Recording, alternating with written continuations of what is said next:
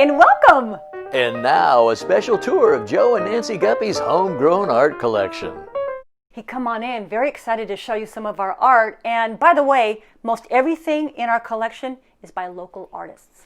So let's start with a local artist right over here on the wall. That is a Gregory Blackstock. And Gregory, during his work life, he's retired now, he worked at the Washington Athletic Club in the kitchen, like basically cleaning huge soup pots and that kind of thing, at the same time making lots of art. And Gregory works with crayons, Sharpie, and pencils, and he draws collections of things that he likes. In this case, firecrackers, the world firecrackers. Just a gorgeous piece.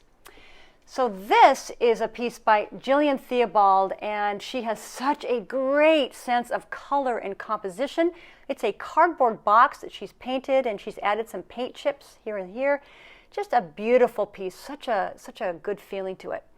This down here is by Deborah Fay Lawrence. We've got a couple of pieces by Deborah. She made this when after she had gone through a health scare, and so the words well, well, well have a lot of meaning. Love having that in our collection. This piece over here is by a really cool guy, Alan Foley, and he's a painter, uses paint. He also uses very toxic materials, kind of resin, to get that gorgeous, glazy, bright, shiny glaze on that. I love the stripes. Okay, so above the door, this is Juko Yamamoto, and I'm a big fan of a series, so I love this series of 5. They're related, but they're separate at the same time. And then this is a cool piece by Amy Hevron, and look at the title, Ham or Envy. And now look at his face. He is clearly trying to make a very important decision. Now this painting is by Davidson, and it is just meditative. That pink, those clouds, that skyscape, just makes you feel good looking at it. So let's head up the bookshelf, and this Teapot by Kristen Nelson is delightful. I love her sense of whimsical glazing. That pink color drives me wild.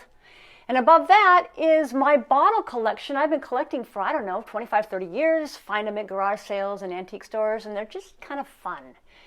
Over here is a piece by the late, great Marilee Tompkins, and this is called Mummy.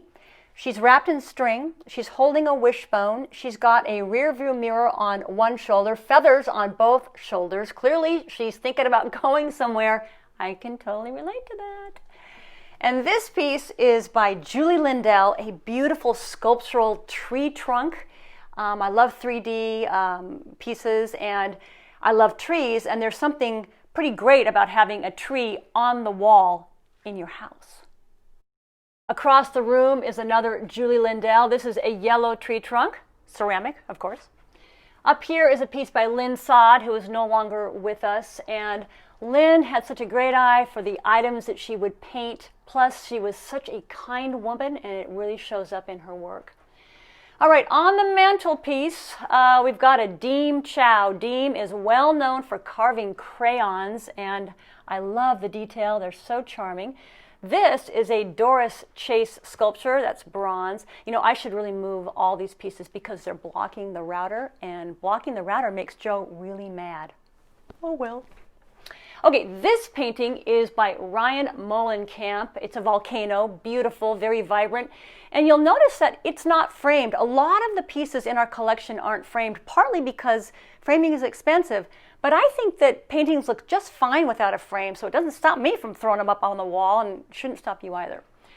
This piece is by Mark Calderon, and he cast these baby shoes out of lead. They're very heavy. Could be a murder item, murder weapon. Colonel Mustard in the billiard room with a lead baby shoe. All right, this piece is by Anne Baumgartner, also known as My Very Talented Sister. This is by Brian Beck, and he's a great artist and a woodworker, a little tiny, darling little tree. And this is Kensuke Yamada, and I really love this girl sculpture and that cool bird coming out of her mouth.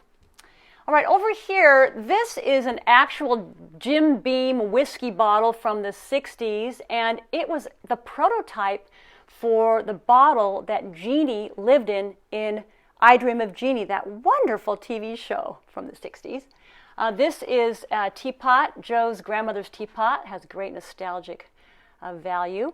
And speaking of, this box here, Lux box, this box was under my grandmother's sink, so I always saw it growing up. I loved it, and when I got married, my mother put that box into this plexiglass box, had it made, and so it's a little shrine to Grandma Thora. And down here, we've got a beautiful piece by Klara Glasova, and it is a pile of tea towels, but look, they're made out of ceramic. Gorgeous. And then, I'm going to call this the piece de résistance. I think that's how you say it. My father made this when he was in architecture school at the UW in, I believe, the 50s, and he did not become an architect, but this was made in his first or second year. Somehow it survived, and it is a treasure. I love having it hanging from our ceiling. Another mobile, obviously, I'm obsessed. All right, this piece is by a fantastic painter, Whiting Tennis, and I got this at a fundraiser. I'd had a few drinks, and I got to tell you, it's the best drunk purchase I've ever made, by far. Oh wait, this is by Jenny Filius, and it is a magnetic flower arrangement. Look, you can just move these flowers around. Little birdie can go up there. It's just super charming. And then this is such a cool piece. It's by Richard Morehouse, and I love the vibrancy of the colors, the energy of the city, and then that track, that road, like you're going somewhere. And speaking of going somewhere, the art tour is over. It's time for you to go somewhere. But before you do, we do take donations. Oh, $5. Well, it is a $10 suggested donation. Well, all I got is a 20. That'll do just fine. Thanks so much for coming. Bye!